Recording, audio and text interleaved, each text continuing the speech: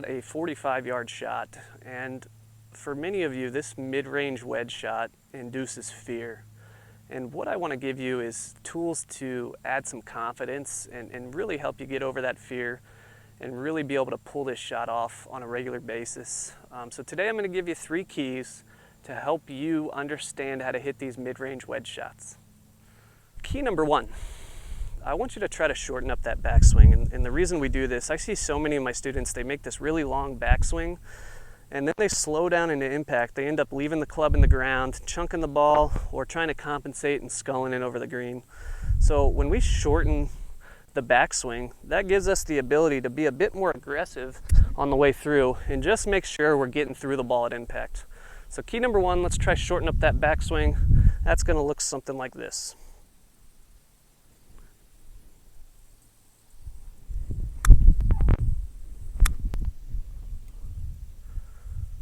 Perfect. Key number 2, I want you to make sure that in the downswing, you're turning your chest towards the target. So many of you forget that one of the basic fundamentals of golf is turning your body. We need to do that even on these short shots. If I stop and just throw my hands at it, I'm never going to be consistent in the bottom of my swing arc. So let's make sure you're turning your chest through to the target. That's also going to help you stop digging that club into the ground. So we're going to combine keys number 1 and 2. We're going to have a shortened backswing, and we're going to make sure that we turn our chest through to the target.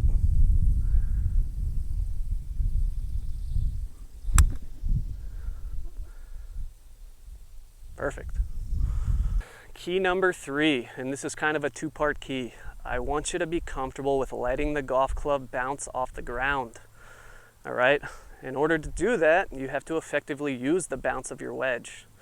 All right? So many of you, when you do hit the ground, you get this digging motion, and it makes you afraid to hit the ground. So what do you start to do? You compensate and pick up, and you end up sculling the ball over the green.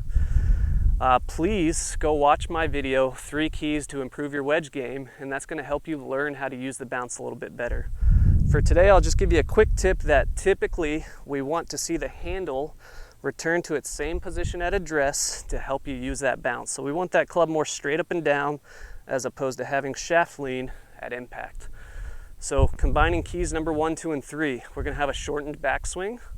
We're going to turn our chest through to the target, and we're going to let that club bounce off the ground using the bounce of the club. So all 3 of those keys combined are going to look like this. And that was about as perfect as it gets. And I've hit that to about 4 feet.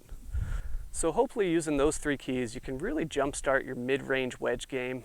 I no longer want you to fear that shot. Again, come out here with some confidence. Use those 3 keys and practice them. I promise you, you'll get better really quickly.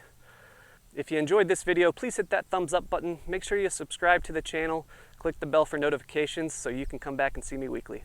Thanks a lot, and we'll see you next time.